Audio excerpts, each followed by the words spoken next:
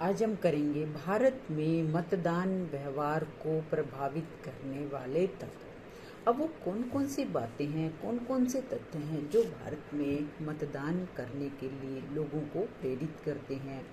सबसे पहले हमें ये समझना होगा कि मतदान व्यवहार क्या होता है। मतदान का मतलब होता है अपने वोट का प्रयोग करना।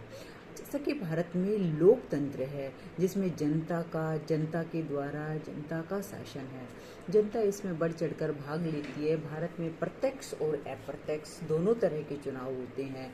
भारत में संसदीय शासन प्रणाली है जहां दो तरह की कार्यपालिका पाई जाती है, एक नाम मात्र और एक वास्तविक कार्यपालिका। नाम मात्र कार्यपालिका का अध्यक्ष राष्ट्रपति होता है, जबकि वास्तविक कार्यपालिका का अध्यक्ष प्रधानमंत्री और उसका मंत्री परिषद होता है। भारत में जो भी व्यक्ति 18 वर्ष की आयु प्राप्त कर लेता है उसे वोट डालने का अधिकार प्राप्त हो जाता है। उसके लिए उसको बिना किसी भेदभाव, जाति, भाषा, धर्म, लिंग के आधार पर कोई भेदभाव नहीं किया जाता। पहले ये मतदान की आयु 21 वर्ष थी। 61वें संशोधन के द्वारा इस आयु को घटाकर 21 से 18 वर्ष कर दिया गया। आज के समय में जो भी व्यक्ति या महिला हो, पुरुष हो, 18 वर्ष की आयु प्राप्त कर लेता है उसे वोट डालने का अधिकार प्राप्त हो जाता है। अब वो प्रश्न उत्पन्न होता है कि हम वोट किसको दें, या फिर जब वोट डालते हैं तो हम क्या क्या ऐसे तथ्य हैं, क्या क्या ऐसी बातें हैं जो हम पर प्रभाव डालती हैं। यानी वोट डालने के लिए हम किन किन बातों से प्रभावित होते हैं, कौन से वो तथ्य हैं, कौन सी वो बातें हैं जिनसे एक मतदाता प्रभावित होकर अपने मत का प्रयोग करता है। तो सबसे पहले आता है जाति। भारत में जो राजनीति है वो मुख्य रूप से 4 जो मुद्दे हैं उन पर उलझ कर रह गए: जाति, भाषा, धर्म और क्षेत्रवाद। सबसे पहले आता है जाति।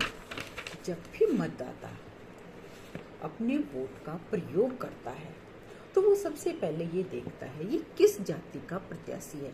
प्रत्येक राजनीतिक दल भी ये प्रयास करता है कि जिस क्षेत्र में जिस जाति के ज़्यादा लोग रहते हैं या जिस क्षेत्र में जिस जाति का बहुत ज़्यादा मात्रा में लोगों का समावेश है या बहुत ज़्यादा जनता उस जाति से संबंध रखती है, तो उस क्षेत्र से उसी जाति के उम्मीदवार को खड़ा किया जाता है।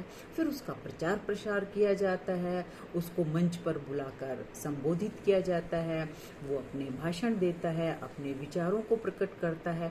तो जनता उससे प्रभावित होती है और अपने जाति के प्रत्याशी को देखकर उस जाति के लोग अपने जाति के उम्मीदवार को ही वोट देना पसंद करते हैं। दूसरा, भारत की राजनीति के बारे में जाति के संबंध में जयप्रकाश नारायण ने एक बार कहा था, भारत में जाति सबसे महत्वपूर्ण राजनीतिक दल है। यानी जाति की प्रकाष्ठा इतनी ज़्यादा है कि कोई भी उम्मीदवार या कोई भी मतदाता जब अपने वोट का प्रयोग करता है तो इससे अलग नहीं हो सकता। यानी वो जाति का प्रभाव उस पर स्पष्ट रूप से दिखाई देता है। दूसरा आता है धर्म। हमारा देश विभिन्नताओं वाला देश है। वैसे तो हमारा धर्मनिरपेक्ष राज्य है जिसमें सभी धर्मों के, सभी जातियों के, सभी संप्रदायों के लोग रहते हैं और भारत एक धर्मनिरपेक्ष राज्य है। इसका जीता जागता उदाहरण हमारे देश का भूतपूर्व राष्ट्रपति डॉक्टर APJ अब्दुल कलाम मुस्लिम धर्म से संबंधित थे। दूसरा, हमारे जो भूतपूर्व प्रधानमंत्री थे डॉक्टर मनमोहन सिंह, वो सिख धर्म से थे। ये भारत को धर्मनिरपेक्षता की ओर ले जाता है।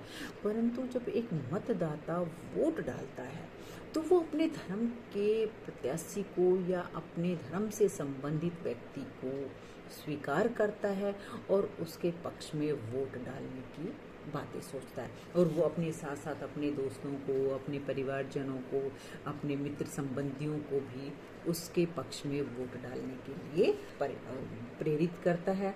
और धर्म के नाम पर हमारे देश में बहुत सारे दबाव समूह भी बनाए जाते हैं जो देश की राजनीति को प्रभावित करते हैं, जैसे अकाली दल, मुस्लिम लीग, क्रिश्चियंस, हिंदू महासभा, विश्व हिंदू परिषद, राष्ट्रीय सेवा संघ आदि ये ऐसे संगठन हैं जो धर्म के आधार पर चले हुए हैं। तीसरा आता है आर्थिक स्थिति। अब हमारे देश की अधिकांश जनता गरीबी की रेखा से नीचे जीवन यापन करती है, और जब देश आज़ाद हुआ था तब तो ये संख्या बहुत ज़्यादा थी। गरीबी, अशिक्षा, अज्ञानता, ये जनता हमारी इतनी सक्षम नहीं है कि अपने प्रत्याशी की योग्यता अयोग्यता को जान सके। जो व्यक्ति गरीब है, जो रोज़मर्रा का मजदूरी करके अपने परिवार का भरण पोषण करता है, तो वो एक दिन वोट डालने की बजाय काम पर जाना ज़्यादा पसंद करेगा, क्योंकि उससे उसके घर का चूल्हा जलता है।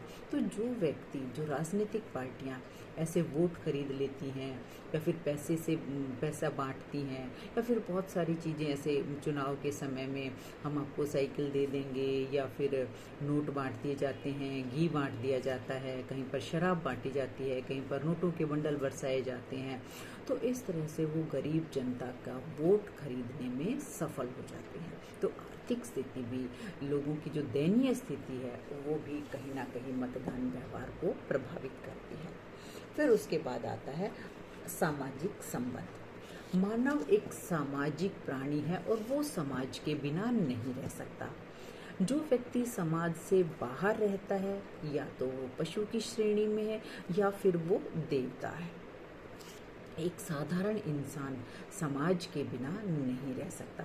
तो जिस समाज में हम रहते हैं, तो हमारे जो भी निकट संबंधी होगा या जो उम्मीदवार हमारी जान पहचान का होगा, तो जब वो चुनाव मैदान में खड़ा होता है, तो हम अपने परिवार के, अपने दोस्तों के, मित्रों के, अपने सगे संबंधियों को उसके पक्ष में वोट डालने के लिए प्रेरित करते हैं, या उनको विवश भी करते हैं कई बार, तो कि भी आप उनको वोट दो, क्योंकि अपने जान पहचान का है, अपने धर्म का है, अपनी जाति का है, अपनी भाषा का है, अपने क्षेत्र का है।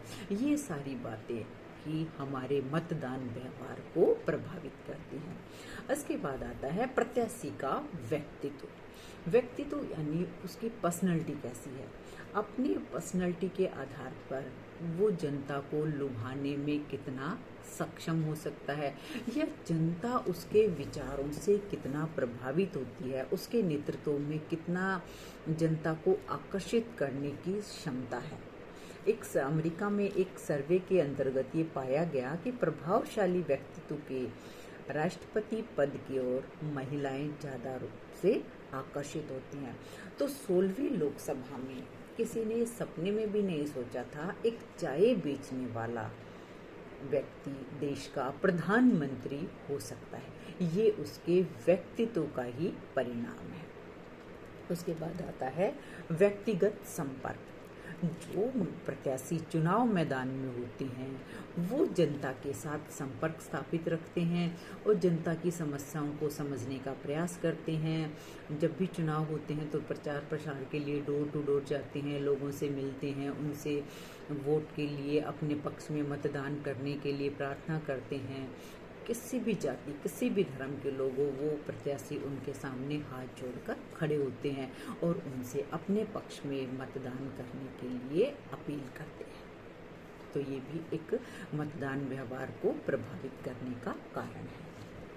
फिर आता है चुनाव प्रचार। जब भी देश में चुनाव होते हैं तो हर पार्टी के उम्मीदवार ज़्यादा से ज़्यादा अपने प्रत्याशी की योग्यताओं का बहुत बढ़ा चढ़ाकर वर्णन करते हैं। आम जनता को, जन जन तक को उसकी बातों को सुनाया जाता है। सुबह, दोपहर, शाम, दिन रात उनके गुणों का बखान किया जाता है। रेडियो, टेलीविज़न, समाचार पत्र, मीडिया, या फिर घूम घूम कर, घरों में जाकर जगह जगह लोगों का प्रचार किया जाता है, ताकि जनता उनके विचारों को सुने और उनसे प्रभावित हो और उनके पक्ष में वोट डालने जाए। उसके बाद आता है नेतृत्व भी चुनाव जिताने में एक अहम भूमिका निभाती है। जब देश आज़ाद हुआ था तो पंडित जवाहरलाल नेहरू देश के सबसे पहले प्रधानमंत्री बने थे। उनके नेतृत्व में 1952, 1957, 1962 ये चुनाव हुए थे और इनमें कांग्रेस को अपार सफलता भी मिली थी। परंतु 1975 में इंदिरा गांधी के आपातकाल लागू करने से या इमरजेंसी लागू करने से जनता उसके विरुद्ध होगी और 1977 में जनता पार्टी को मौका दिया गया था, परंतु वो आंतरिक फूट के कारण, कलह के कारण वो एक स्थायी सरकार देश को नहीं दे पाए और 1980 में दोबारा चुनाव हुए। वहाँ पर भी कांग्रेस को अपार सफलता मिली और इंदिरा गांधी देश के प्रधानमंत्री बने। उसके बाद आता है दल अथवा प्रत्याशी की जाति की संभावना। अब देश में कई बार चुनाव होते हैं तो हर पार्टी के उम्मीदवार, हर प्रत्याशी बहुत बढ़ चढ़कर बहुत ही उनके विषय में, उनकी योग्यताओं का बखान किया जाता है और ये अफवाह उड़ा दी जाती है कि अब ये इसकी हवा चल रही है या बीजेपी की हवा चल रही है या इस प्रत्याशी की जीतने की संभावना है, तो आम जनता उससे प्रभावित होती है और फिर उसके पक्ष में वोट डालने के लिए विवश हो जाती है। तो इस तरह से भी मतदान को प्रभावित किया जा सकता है। फिर उसके बाद आता है सरकार की स्थिरता। जब भी देश में चुनाव होते हैं तो जनता ये सोचती है कि कौन सी ऐसी पार्टी है, कौन सा ऐसा नेता है जो देश को एक स्थायी सरकार दे सकता है, उसके पक्ष में वोट डालने के लिए। तो देश को स्थायी सरकार के लिए भी मतदान व्यवहार प्रभावित किया जाता है। इसके बाद आता है क्षेत्रवाद। आज हमारे देश में 6 राष्ट्रीय स्तर के राजनीतिक दल हैं, 54 क्षेत्रीय स्तर के दल हैं। इसके अलावा चुनाव आयोग के पास छोटे छोटे बहुत से राजनीतिक दलों का रजिस्ट्रेशन है। करीब करीब 1687 राजनीतिक दल हैं जिनका चुनाव आयोग के पास रजिस्ट्रेशन है। तो इतने सारे दल जब भी देश में चुनाव होते हैं तो ये अपने अपने प्रत्याशी को खड़ा करते हैं और जिस क्षेत्र में चुनाव होते हैं तो उसी क्षेत्र के व्यक्ति को, प्रत्याशी को मैदान में खड़ा किया जाता है ताकि आम जनता उससे प्रभावित हो और अपने क्षेत्र के व्यक्ति को वो वोट डालने में या अपने पक्ष में करने के लिए सफलता प्राप्त कर लेते हैं। आज क्षेत्रीय दलों को ये बात अच्छे तरह से समझ में आ गई है कि जो 6 राष्ट्रीय स्तर के दल हैं वो भी बिना क्षेत्रीय दलों के सहयोग के चुनाव जीतने में सफल नहीं हो सकते। तो इन क्षेत्रीय दलों का महत्व और भी ज़्यादा बढ़ गया है। तो ये भी चुनाव में मतदाता को प्रभावित करते हैं। इसके बाद आता है भाषाई तत्व, यानी भाषा भी एक बहुत बड़ा तत्व है जो जनता को वोट डालने के लिए प्रेरित करता है।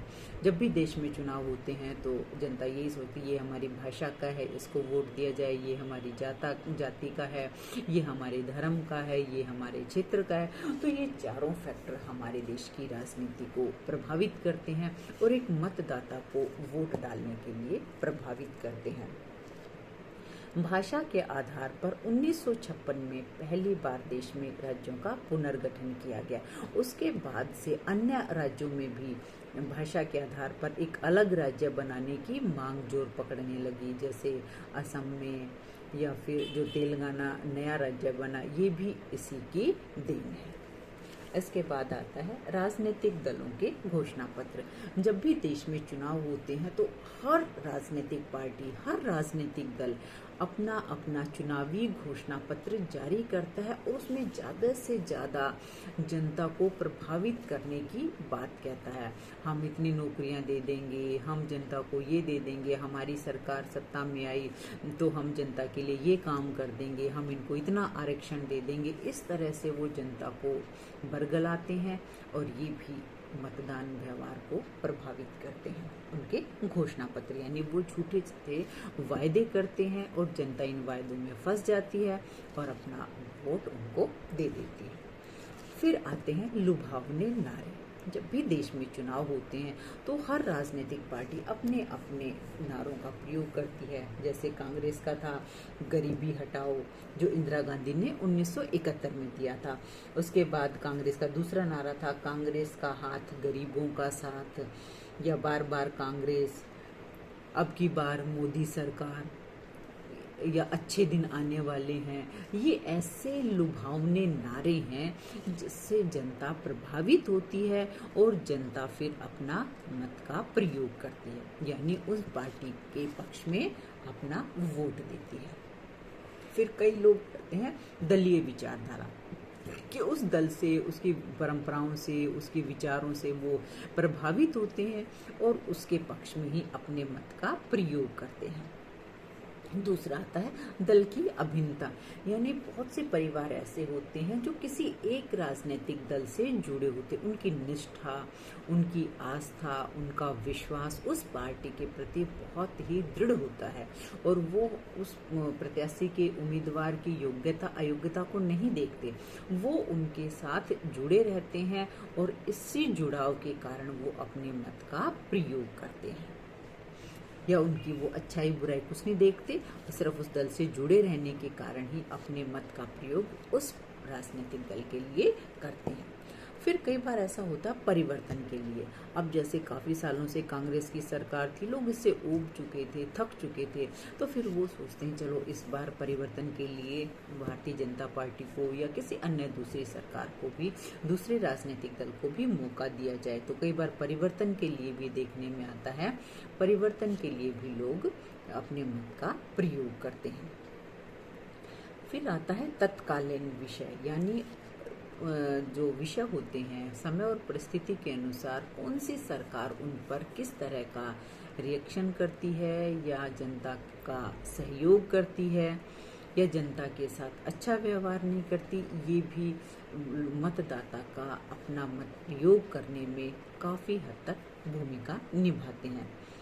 जैसे 1975 में इंदिरा गांधी ने इमरजेंसी लागू कर दी थी, तो इसका दुष्परिणाम कांग्रेस को भुगतना पड़ा और इंदिरा गांधी को हार का मुंह देखना पड़ा। फिर जैसे 1980 में दोबारा कांग्रेस सरकार आई। 1984 में इंदिरा गांधी की हत्या के बाद राजीव गांधी को अपार सफलता मिली कि लोगों की सहानुभूति थी, सहानुभूति के दम पर ही राजीव गांधी देश के प्रधानमंत्री बने और उनको अपार सफलता प्राप्त हुई।